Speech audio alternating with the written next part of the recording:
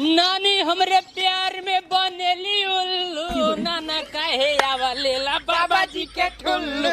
ना गाड़ी जब भी गई है ना उल्टा सीधा गाना गई है ये। और मार नानी ये यार बताए साले उल्टा सीधा ना गावा कर ना बोला कर। ए नानी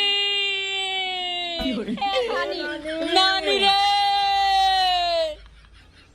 ए हवा नानी आ जाए रे गोरा।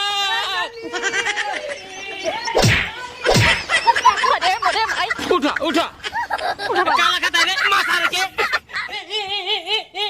गाड़ी जा मिला कहियो करे सारे कहां गिरा दिया रे। अगवा का आई गेन के गोरा बताओ तो अगवा का आई गेन है जुल्फी सही कर जुल्फी अपन। कजरावटा देखा कहां लगाए बसार कौन कजरावटा पी ले जाता सर। अच्छा सब बात छोड़ो, चलो पहले पानी पिए। इधर जब पहुंच तब कहो गोहर मचाए रहा थे। नाना आवा अरे आवा तही अब आबो कैसे गुड़वा भाज कैले नाना जैसे कुछ जनता ही ना रहा।